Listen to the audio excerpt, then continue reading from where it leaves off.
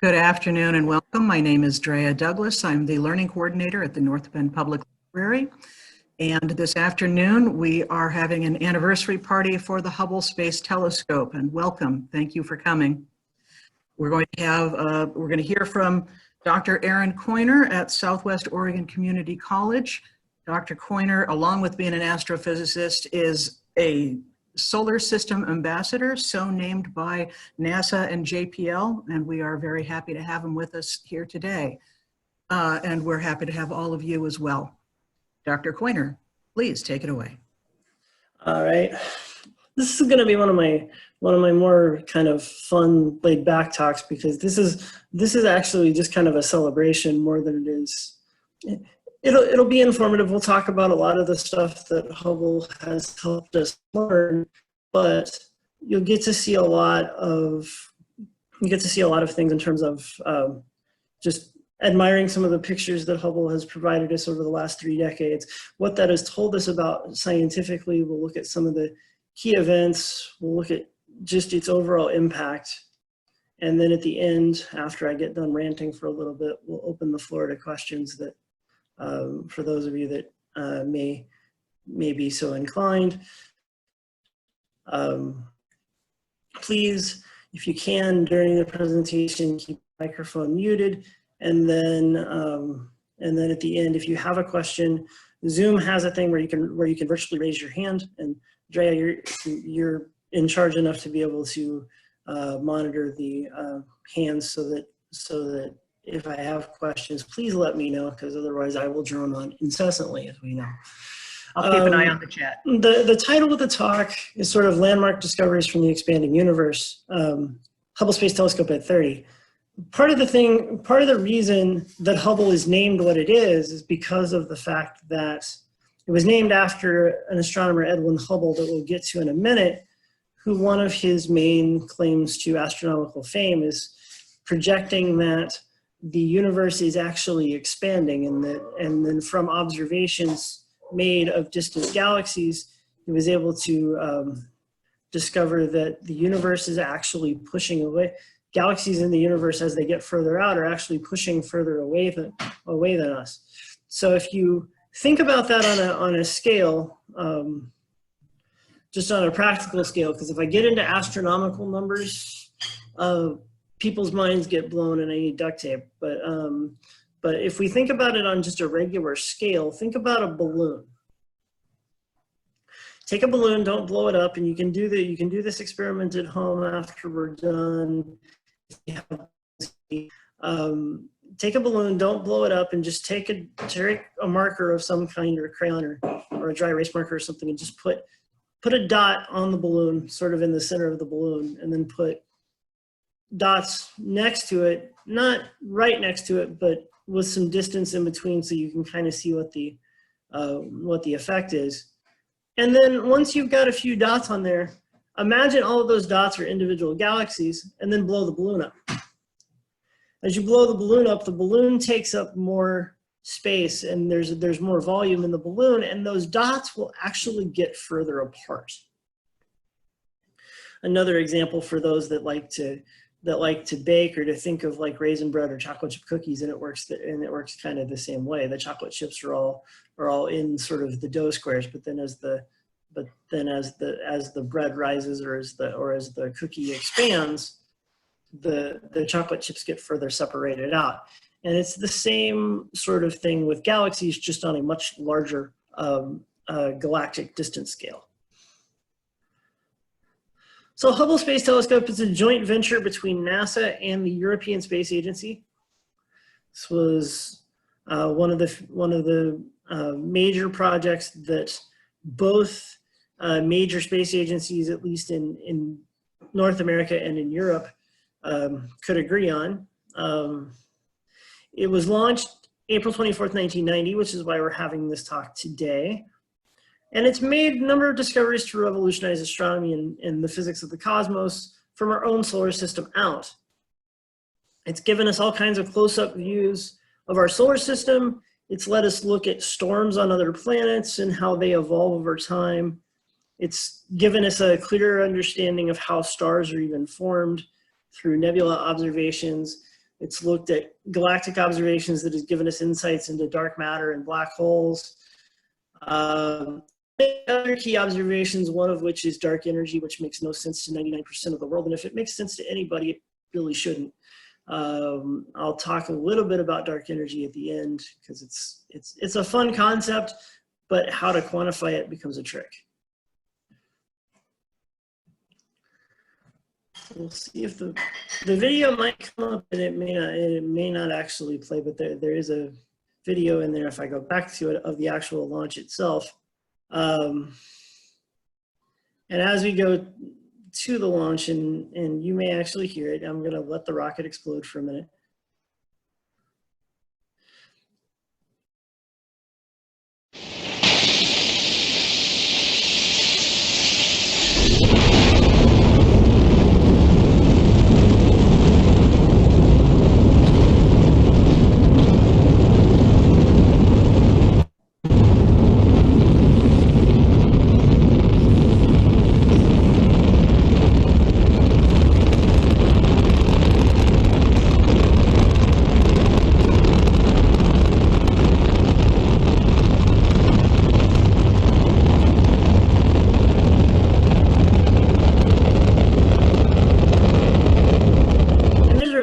Roughly 30 years ago from Cape Canaveral when STS-31,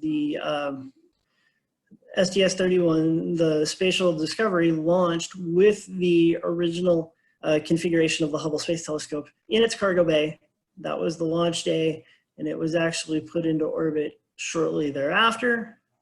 The first couple of tries when they first started with Hubble, of course, the first few images were a lot fuzzier than they expected, and that was because some of the optics didn't get corrected right away, and we actually had to send up service missions to basically perform optometry on the telescope to make sure that it was clear enough to be able to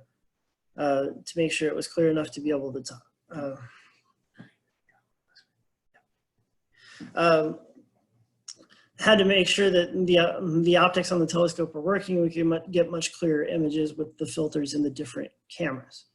I always like to put historical talks in perspective, and there aren't too many of my colleagues in here that'll get too frustrated at me for this one. But April 24th, 1990, the launch day of the Hubble Space Telescope.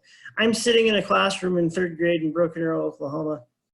Possibly, I'm reasonably convinced that at 9 years old, I was the only person that was actually aware that Hubble was launching that day, including my instructor, but I don't remember exactly. It's been a long time. I've napped a lot since then.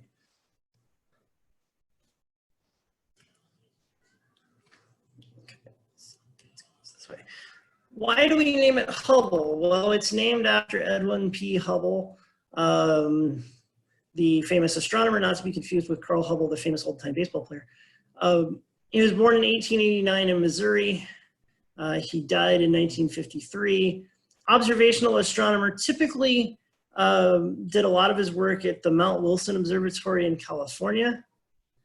He made a lot of key discoveries in terms of distant galaxies and looking at distant galaxies, and actually he came up with some of the original classification system that we use for distant galaxies that has since been slightly modified.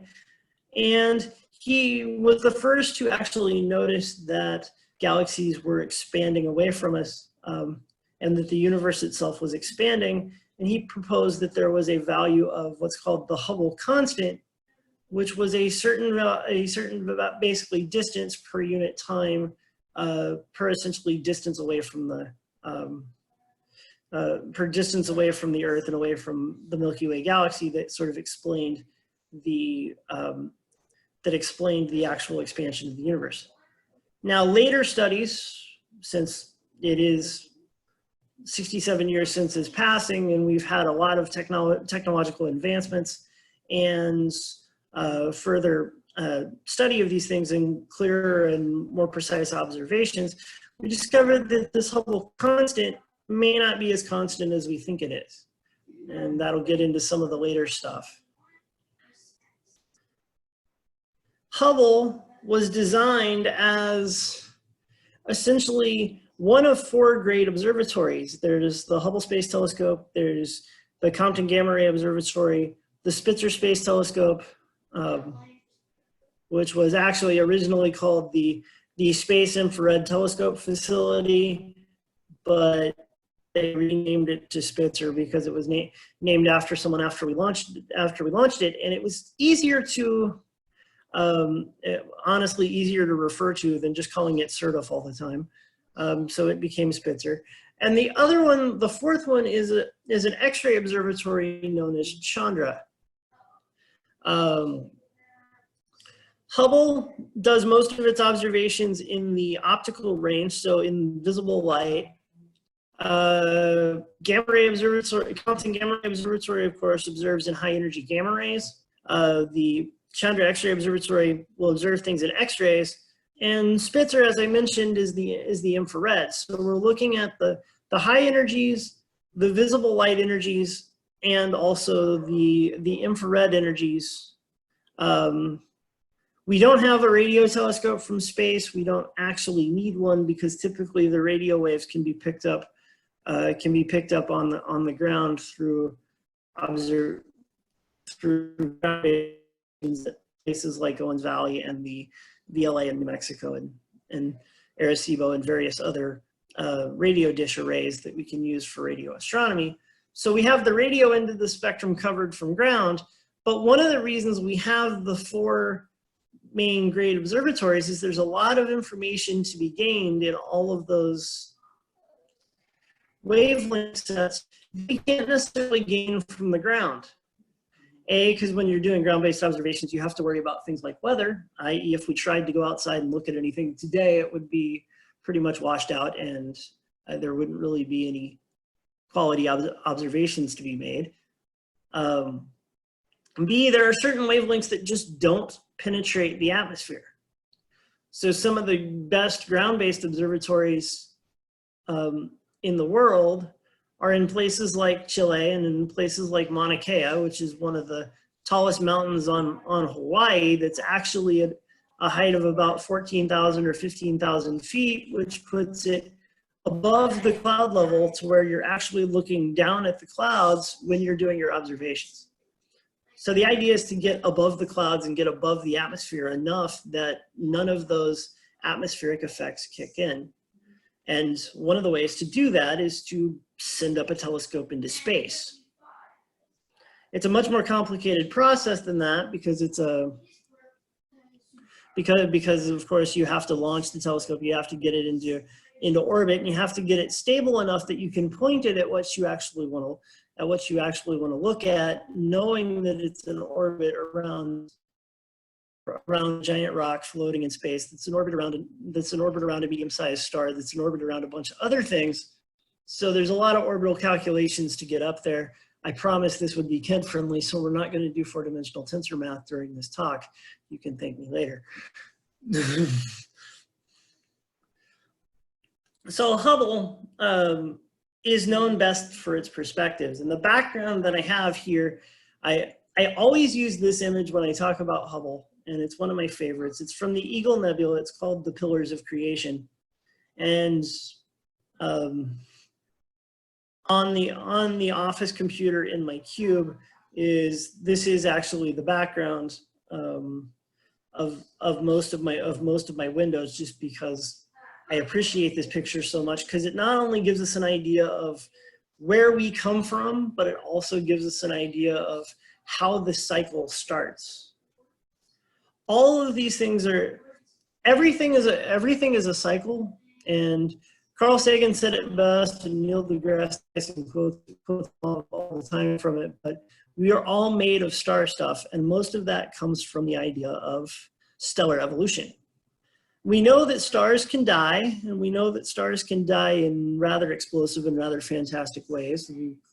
We call those novas and supernovas, and you get white dwarfs and neutron stars and black holes out of that stuff. And again, I'm not going to do 4-dimensional tensor math, so we'll talk about those kind of in passing. But not only do we get that, but we get these clumps of rather cold dust and mostly hydrogen with some additional elements of gas in them. And these cold, very dense clumps actually clump together because they have enough, at first, electrostatic force to bring things together. And then once they become massive enough, they can self-gravitate, which means they can actually pull themselves together because there's enough mass that the existence of mass is going to pull in some of the extra stuff, and it continues to get bigger.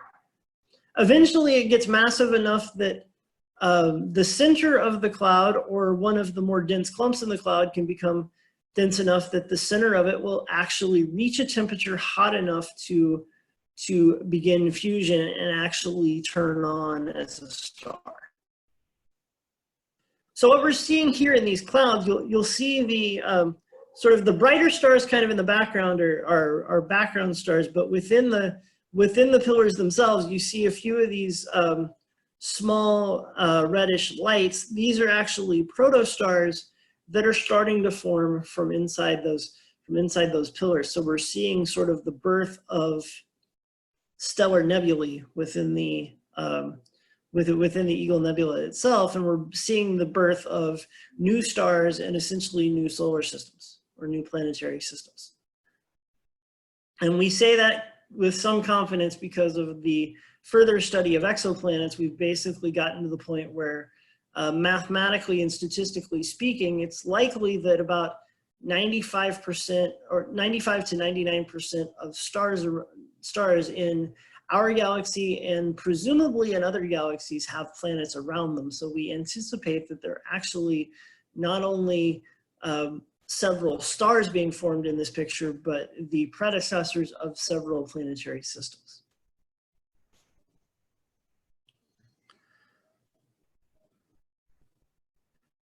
And as I said, Hubble has provided us with perspectives on many levels. We've looked at our own solar system. We've looked at giant storms in our own solar system that are actually, some of them, the size of the planet Earth. Okay, so when we think of Oregon, we occasionally think of earthquakes and then potential tsunamis that come out of it. I grew up in Oklahoma, so I'm used to dealing with tornadoes. I spent like 5.5 to 6 years in Houston, basically listening for hurricane season to start. So when I think of storms, I always go back to sort of my days on the Gulf Coast where I'm looking at giant hurricanes that are coming up the Gulf and headed to Florida and then across into the Gulf into Louisiana and into Texas. But imagine one of those storms, except one of those storms is actually the size of the entire planet. We'll get there. Another one that happens to be in there is we're looking at, sometimes Jupiter can be really nice and actually save us from a lot of trouble. And sometimes it just gets large enough to get disruptive. And in this case, in an incident in July of 1994, there was a comet that had been discovered by two famous astronomers and comet hunters, Eugene Shoemaker and David Levy. Shoemaker also was a geologist that actually helped with some of the original planning and training of the Apollo astronauts for the geological part of their mission when they went to the surface of the moon. So he has connections to a number of key events, but there was a comet that they found, effectively named Shoemaker-Levy 9, the 9th comet that those two had actually corroborated and found together, that happened to get a little too close to the gravitational pull of Jupiter back in July of 1994. It smashed itself into about 23 pieces, and then all of those 23 pieces ended up falling into the atmosphere. I won't necessarily say the surface, because most of Jupiter is actually an atmosphere. Whether it has a solid surface or not, it's a very, very small solid surface compared to the very dense atmosphere of the very large planet known as Jupiter.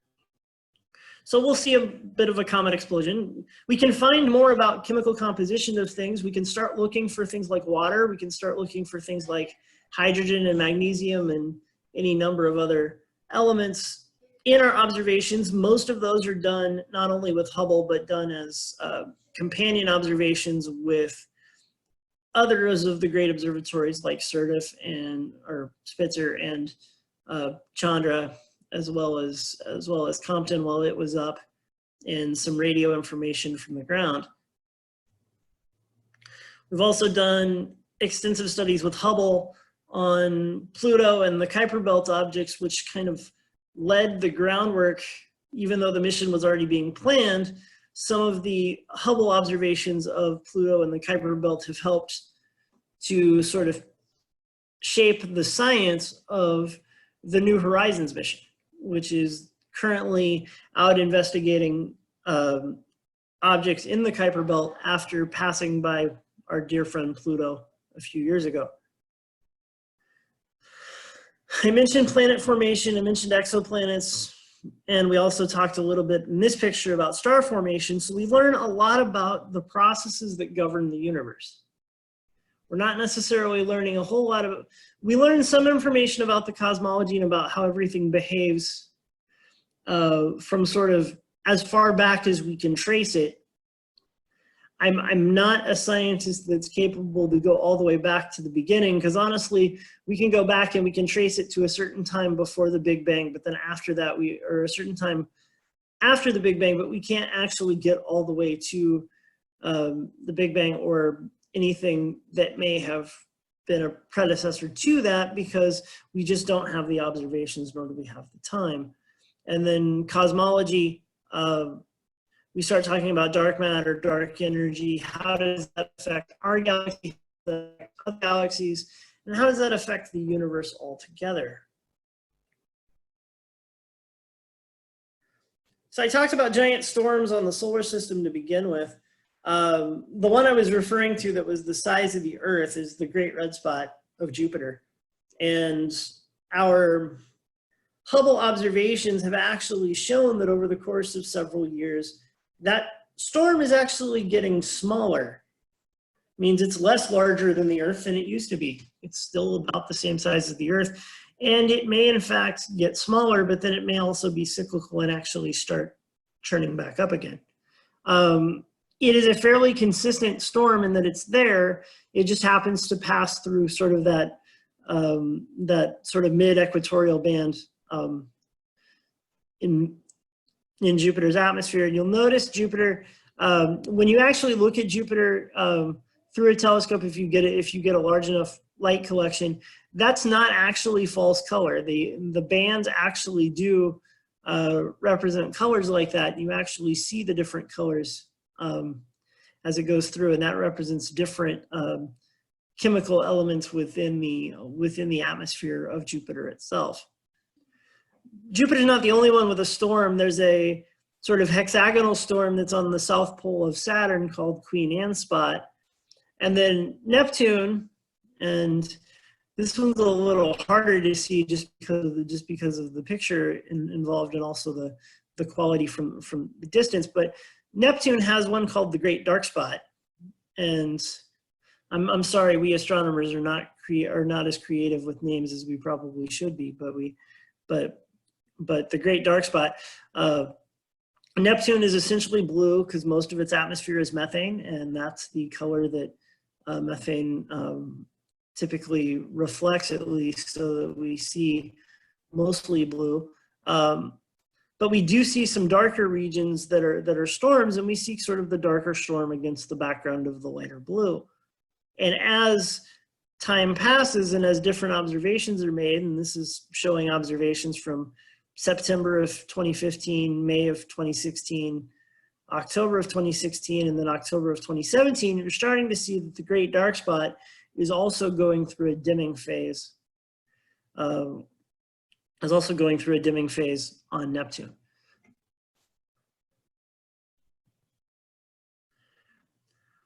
So this is a video for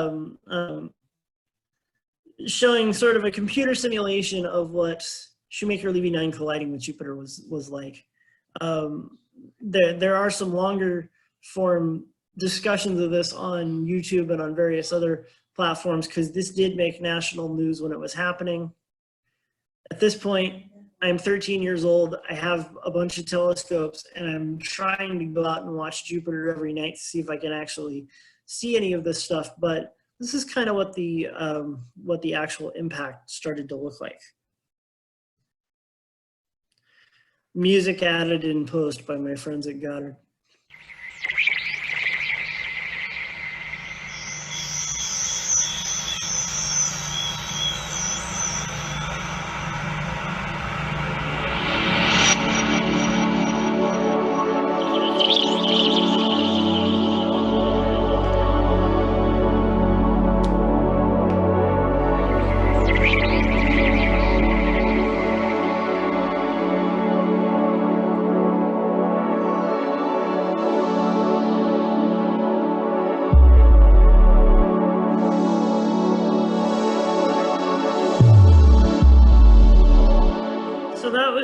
So that was a little bit on Shoemaker Levy 9. Again, that was July of 2014.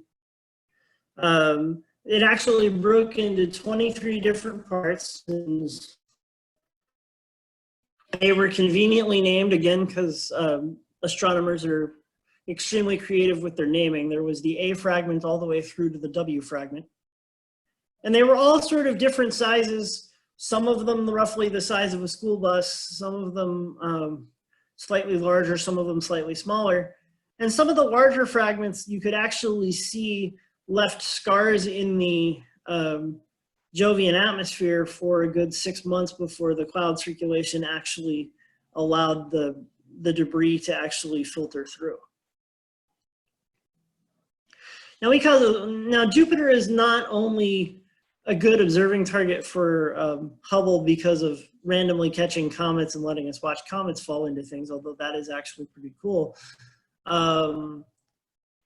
We start to look at observations from other places in the solar system, and we start to wonder, where are elements and or compounds that we typically need on Earth, and where can we find them, and what does that mean? And one of the places, and this is the background on this picture, is the frozen surface of a moon of Jupiter known as Europa. You'll notice it looks like a giant ice ball with cracks in it. That is actually on purpose, because the surface of this particular moon is mostly made of water ice, and it's got some cracks in it just because of the stresses of you're orbiting a giant planet, and you're also sort of in resonance with other moons, and tidal forces tend not to like giant sheets of ice. And so there are cracks within the ice, and the ice is not all that thick, but we've also done analysis both from Hubble and the combination of other satellites and telescopes making observations that show that underneath that ice crust, there's actually believed to be an ocean which is mainly comprised of liquid water with a brine substance such as salt in it. So it's essentially a glorified Pacific Ocean. But it's also much colder, but it's actually still liquid water because it's able to essentially use the heat from the interior of the planet to keep liquefied. And seeing things like this, and seeing volcanoes and plumes that essentially shoot from the surface of Europa and actually shoot out, instead of magma, they start shooting out liquid water. We're like, wait a minute, under the surface, something is shooting out liquid water. There must be liquid water down there. And it turns out that one of the key missions that NASA is actually planning over the next 2 to 3 years, and I forget when its actual launch day is, because launch days are always subject to change because they depend on weather, they depend on politics, and at this point they depend on a pandemic, which is always fun. And so there's a current mission on the books called the Europa Clipper, where they'll actually send a probe to Europa with a suite of geological instruments on it, and essentially a drill that will allow it to drill underneath the surface to get to that liquid ocean potentially send a smaller craft down into that liquid ocean just to make measurements and see if they can find anything such as signs of, say, cyanobacteria or any other form of bacteria that might be able to live down there. Now, it is a liquid water ocean. It is much colder than the oceans that we're dealing with here. And the likelihood of finding life necessarily is not that great, but it's worth a shot because it's very similar to a liquid ocean that we would have.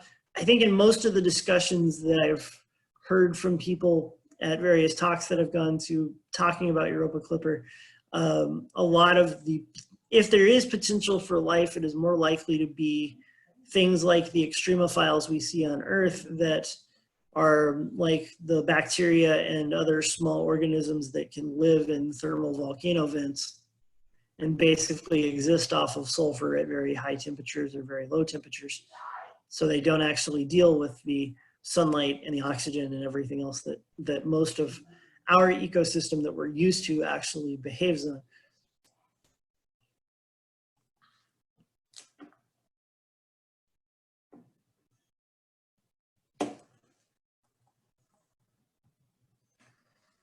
So I mentioned Pluto and the Kuiper Belt, and the Hubble Space Telescope has taken many pictures of Pluto, and even taking pictures from Pluto. This is actually from astronomers at Southwest Research Institute. I don't remember if this is San Antonio or in Boulder, but Southwest Research Institute does a lot of observations and a lot of studies on various things. But we get some early indication of what Pluto looks like at high resolution. New Horizons flew by, I want to believe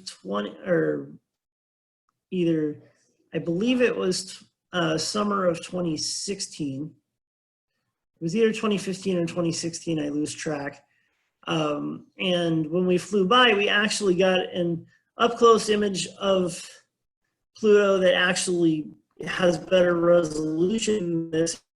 Find that one of those features that's kind of blurry, kind of the orange features, actually looks like a heart. It's actually kind of pink when they took it with the New Horizons camera.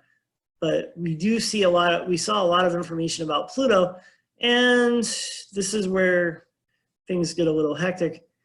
Pluto will always still be a planet to me. It's been officially classified by the International Astronomical Union as a dwarf planet because of a couple of factors, namely that when we started analyzing the Kuiper Belt, we found that there are thousands of objects that are just like Pluto. So we either have 8 larger planets and then an army of dwarf planets, or we then have to count all of those dwarf planets, and we have an almost innumerable number of planets in our solar system. And I think the astronomers decided to take a nap and take the easy way out. Going back to some of their student tendencies from previous lifetimes. So when we talk about studies on the forefront of astronomy now and of space science now, one of the biggest fields is exoplanets. Because we went from, okay, Hubble was launched in 1990. At that point, when Hubble was launched, we believed that the only planets that we were aware of were our own solar system. We didn't have a means of finding planets around any other stars yet. There had been theories of ways to be able to figure it out, but we never had the technology to be able to do it. Flash forward to 1995. And 1995 is when the first exoplanets were actually detected via radial velocity measurements on the ground, where we could see essentially light being red shifted and blue shifted as a result of an orbiting planet disturbing the orbit of the star, and it would shift essentially what light we saw on Earth and what the wavelengths were. So that was an original case where looking at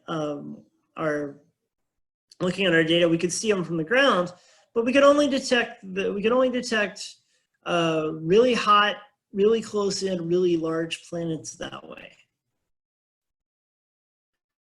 Hubble to take a look at stars that we find that we had candidates for planetary systems, and we could actually look at those planets in more detail. We could look and we could see some of the orbits. We could actually start to find smaller planets that we couldn't find through just the radial velocity measurements. And then as we look at the, as we look and we continue on through our,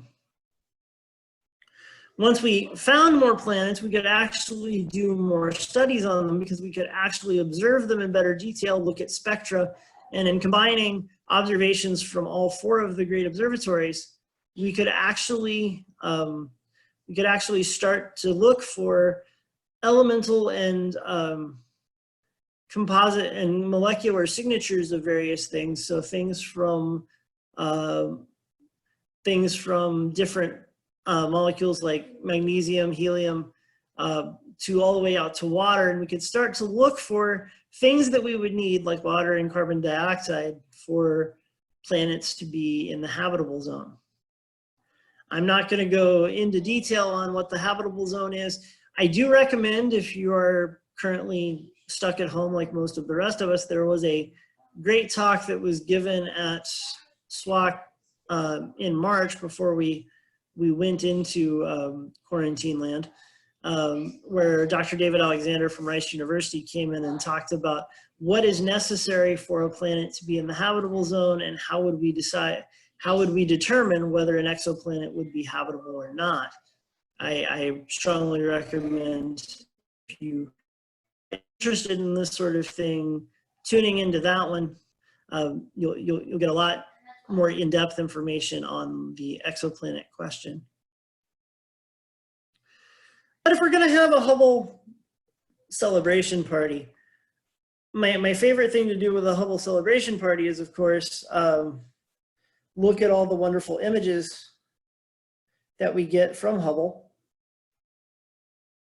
And when we do that, we can actually see wonderful things like the Southern Crab, which is actually a nebula that's the result of basically a dying star that was a binary, and one of the companions turned into a dying star and basically turned into a white dwarf, and it's still close enough that it's drastically affecting how the gases and dust from a large red from a red star companion are actually behaving around the white dwarf. And we get a nebula which was originally gas and dust that was blown off of the original star when it exploded the first time, and you get the brightening in the center. That's where the white dwarf is still having a gravitational impact on the orbiting on the orbiting binary companion.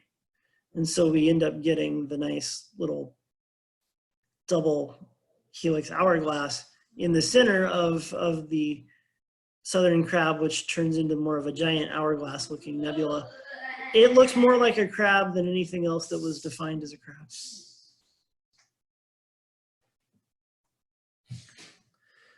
Another one, and this is a star that likes to throw temper tantrums. This is called Eta Carina, and it's 2 very large stars. One of them exploded.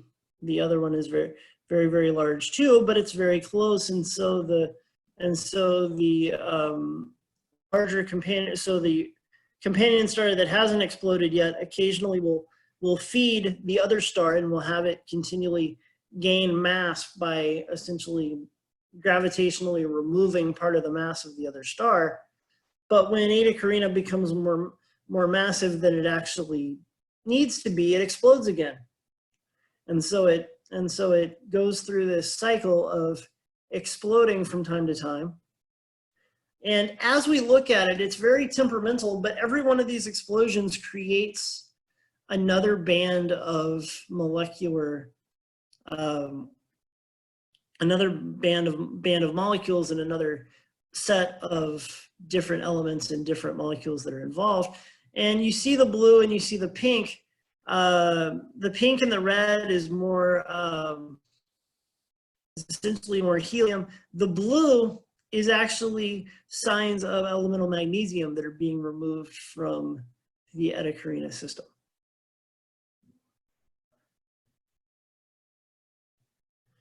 We'll go back to the pillars of creation, and this is a famous image of the Eagle Nebula. This entire pillar situation, all of these pillars are essentially nurseries for young protostars. This is the stellar version of infant ICU.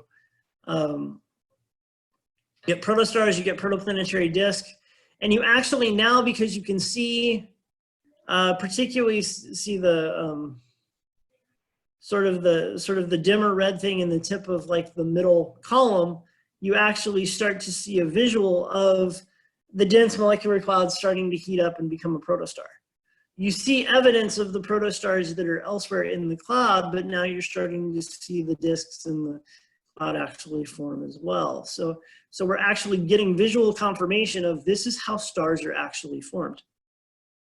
And it's important to note that stars live and that stars are born and they die, because if we look at the composition of our own solar system and of our own star, it has to be a second or third generation star on its own.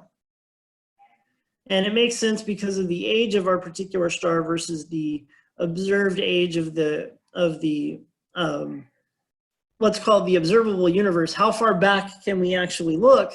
We believe the observable universe to be about 13.8 to 13.9 billion years old. And we believe our sun to be about 4.5 to 4.6 billion. Every time it goes through an iteration, like a different generation of stars, you're going to have different composition, because a first generation star is going to be mostly hydrogen with a little bit of helium and not much else.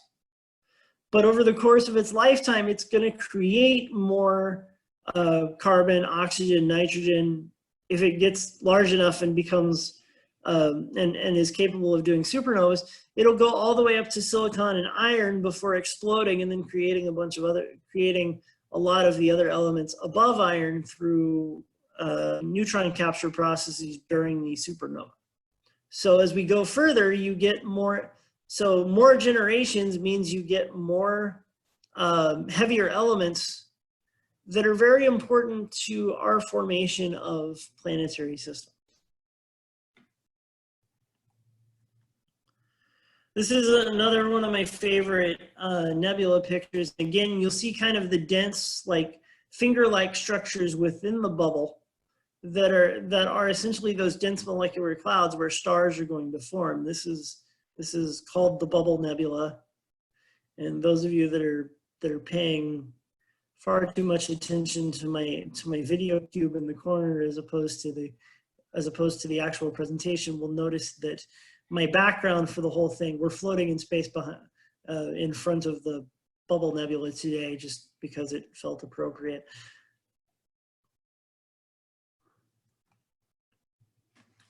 So one of the other key discoveries is an idea of dark matter. And what exactly dark matter is made of is still a question. We know that it exists. We know that it's actually a more substantial part of the universe than normal matter that we see and interact with on a daily basis. But what exactly is it? We don't know.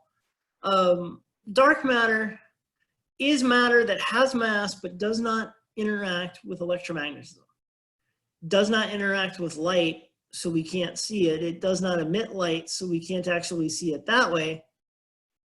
But we can actually detect it because of what it does to the matter around it.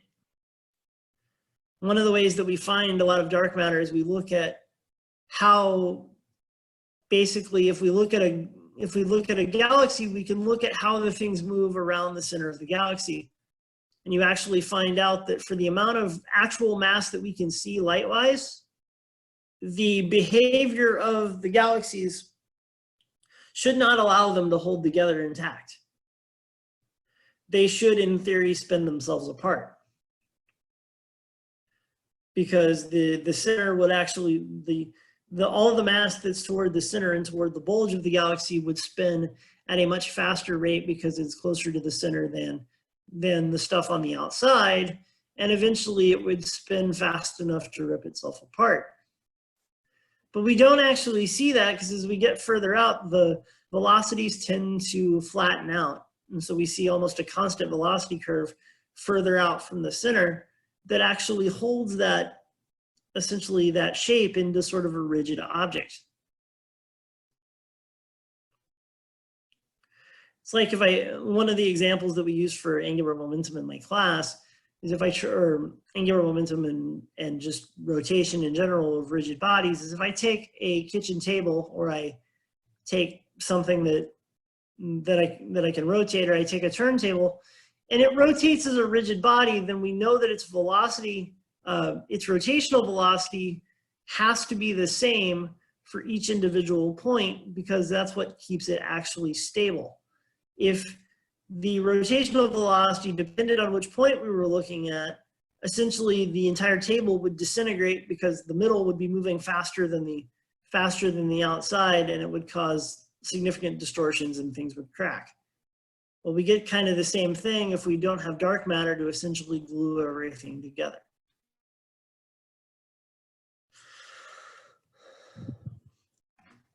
How do we know that dark matter exists? Well, dark matter shows up in interesting places. These images are all images of what are called quasars. And there's actually one of them. But when we take observations of it, because there's dark matter in between where the quasar is and where we're observing from, we actually also see like 4 different reflections of that. So that one star essentially becomes 4. And that has to do with the fact that we get what is called gravitational lensing. So as the light has to bend around whatever is there, whatever has mass and whatever is creating a gravitational field, as it bends around that gravitational field, the light doesn't all come back to the same point. So now instead of having 1 image, we have 4.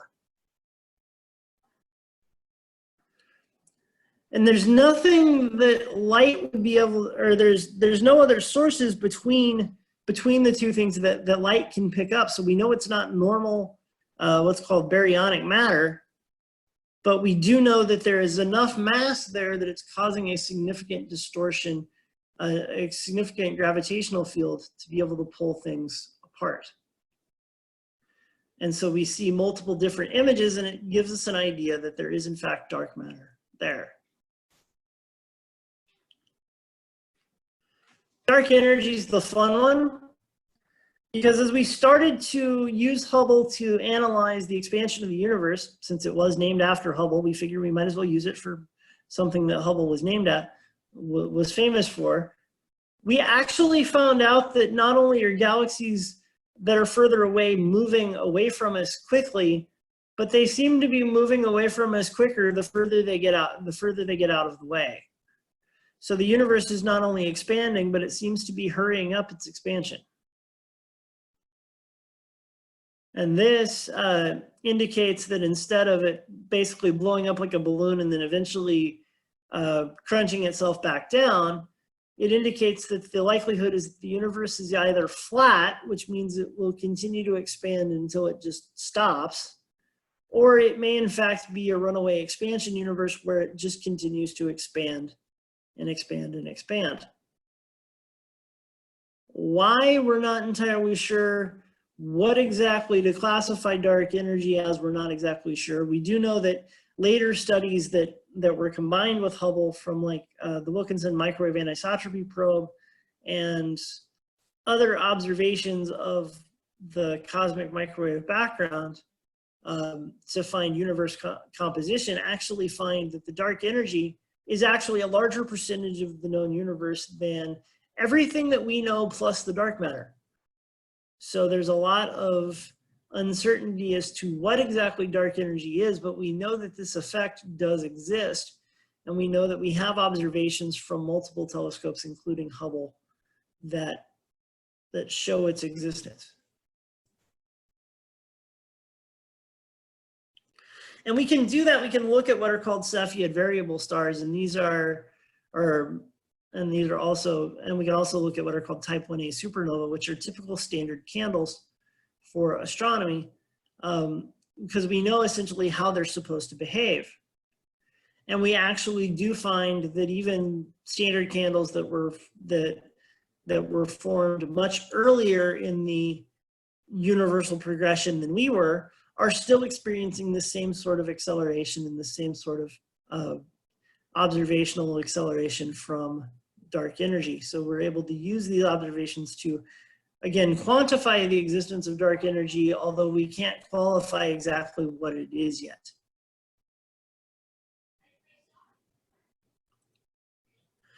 And this is the fun one. We also look at galaxies, and the galaxies, both our Milky Way and galaxies around us. And we find that in order for most large galaxies to exist, we need essentially a supermassive black hole to exist in the center of it. We have observational confirmation that such things exist, and not related to Hubble, but last year,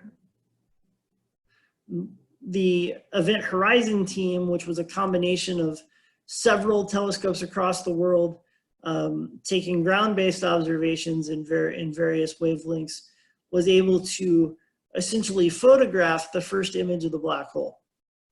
I don't have that one in the talk today, but just if you go look up M87 and then black hole image, you'll see it.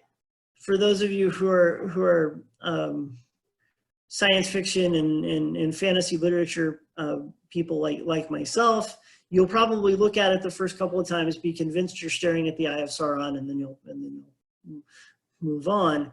But it is actually looking at the image, not of the black hole itself, but sort of the impact and of the shadow of the black hole. But it is confirmation that the black hole is in fact there. And sort of as a last picture, I use this as a background occasionally too. This image is called the Hubble Ultra Deep Field. This is what happens when you have astronomers that are bored and they decide to take a picture just to see what their instrument is capable of doing. And they take a picture and they basically let you have 10 days worth of exposure time. And they're basically staring at a space in the sky that we don't know of anything actually being there. So we're looking for 10 days, we're collecting light for 10 days in essentially a blank portion of the sky that, okay, we know there aren't any known constellations there. We're not staring at a known galaxy that we know of. We're not making observations of objects that we know. We're just staring at this blank space. And we do it for 10 days, and when we get the image back, we get this thing that has all kinds of speckles and all kinds of spots in it. And okay, it's an astronomical image. And we'd love for this to be an astronomical image and just be, okay, we got extra stars that we don't know. But here's where your mind explodes. Every one of those is not a galaxy, but is not a star, but it's its own independent galaxy. Every dot on that page is its own independent galaxy. It took 10 days of observations in order to get enough light to be able to resolve all of those into individual galaxies. You can see some of the closer ones you can actually resolve the structure on, and then some of the further away ones you can only basically make them out as dots, but they're all essentially individual galaxies, similar to our Milky Way, some larger, some smaller, some different shapes, some much larger than our Milky Way, some much smaller. Just kind of, they run the gamut in terms of the type of galaxies that we have, but you have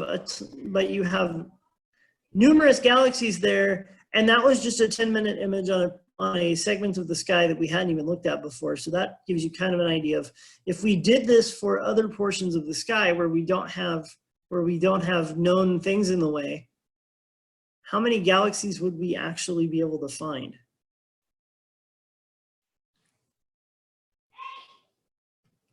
And I'll leave that as kind of the last one. And the last comment I will make on I will make on this, just to sort of wrap up. Hubble is 30 years old. it's only operating on like half its gyroscopes now, and it's been repaired multiple times to fix the optics and a number of things. So we are looking at what's next, and what's next is a satellite known as the James Webb Space Telescope, which is slated at this point for launch in 2021. Check back with me at the end of the year, because that one moves like every year. They've been working on JWST since before I got to Goddard, which was 2008. And it took me, or the whole time I was at Goddard, they were still working on it. I think it was supposed to originally launch like a couple of years ago, but it keeps getting pushed back because it took them long enough to build it and everything else that they ended up having to replace some of the cameras and other things because the components in them became obsolete, because it does take a while to put together a space mission. The hope is that JWST will launch next year and will actually be a replacement for Hubble that can do even better things with even better resolution. And then once we get to that point, then we're, or once JWST is out and we've got observations that we can make, it can actually focus more on some, and focus more intently on some of the planet forming regions that we found and other aspects of observations made by Hubble. And we can look into how exactly can we evolve our understanding of the universe with a second generation of space telescope. I have talked entirely too much without taking too many breaths, so I'm going to stop there. I'll turn it back over to you, Drea, and see if there are any comments or questions in the audience. If you have questions, feel free to digitally raise your hand, and then we can unmute you and do the best we can to answer the questions. And hopefully I don't filibuster for 20 minutes. Dr. Coyner, thank you. There are no questions yet, except I do have one. I'm still looking at the ultra deep field, and you know, I could be asking the dumb question so other people are like, okay, we can say something, but wait, hold on. Connor P has raised a hand. Let's go to Connor. Hold on here. Connor, you are on. I'm going to ask, what is Cassini hygens then? Let Connor run that by me one more time. I had to turn my volume up. What is Cassini hygens? The Huygens probe? Yeah. That one is actually, that was a probe that was Cassini, the Huygens probe was it was a satellite that was sent to Saturn. And then the Huygens probe was actually a probe that was dropped through the atmosphere of the moon of Saturn known as Titan. And it actually took pictures and mapped the surface of Titan on the way down. And so it's the probe that actually gave us our first direct observations of the surface of the surface of Titan, because we can't actually see the surface of Titan from the ground because it has a very thick atmosphere of its own, even though it's a moon of Saturn.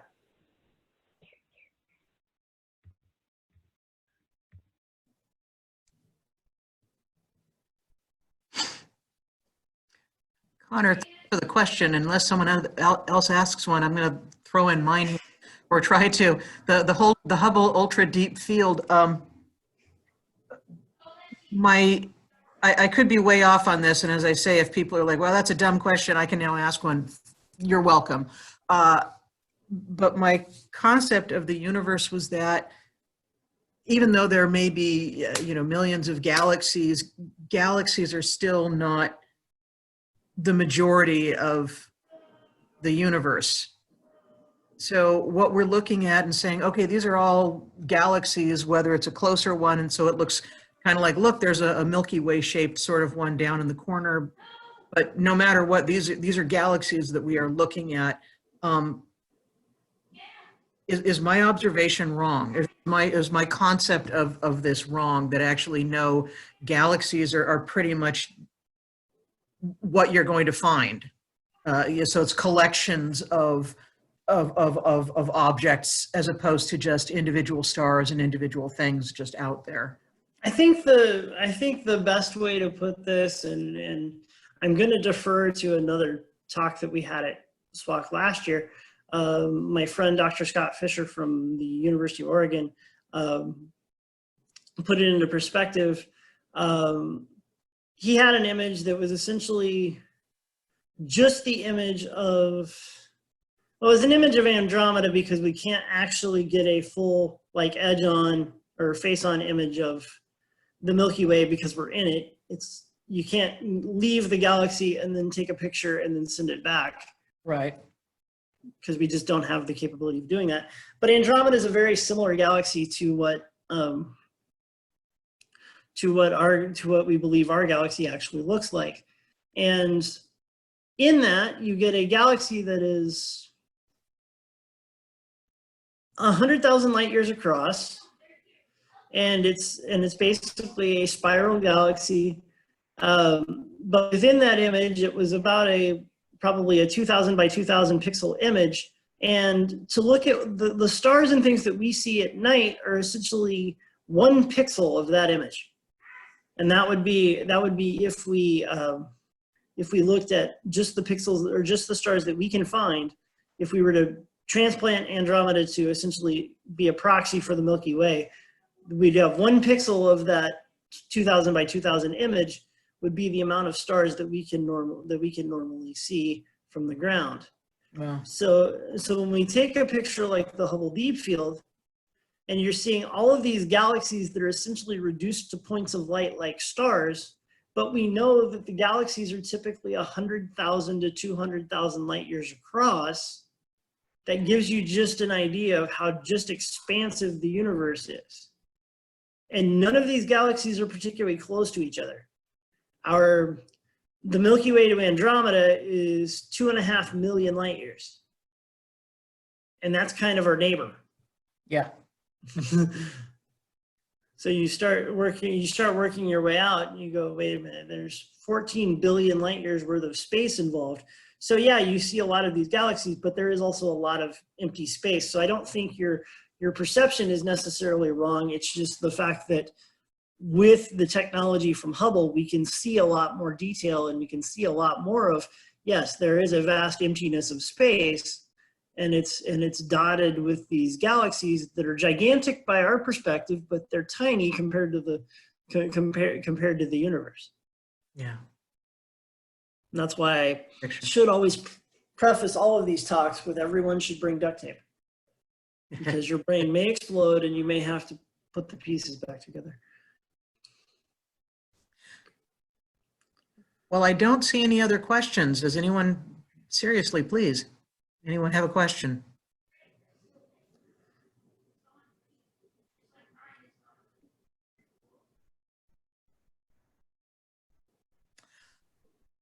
Hearing none, and hopefully allowing for enough time for Zoom technology to, allow for gaps. We were having fun with this yesterday on that very subject. I'm going to go ahead and wrap this up. I will say that we will have this uploaded to the North Bend Public Library's YouTube page. And that will, so if you missed part or you wanted to show other people, tell other people about it, come back here and you'll be able to see that link, or come back to the North Bend Public Library page, and we will have the link to our YouTube account. And with that, Dr. Coyner, thank you so much. Very much appreciated. I will do my own. Did not hurt at all that you were, Yep. in 3rd grade at that time. That was fine. I felt perfect. Yeah, I will do my own little shameless plug.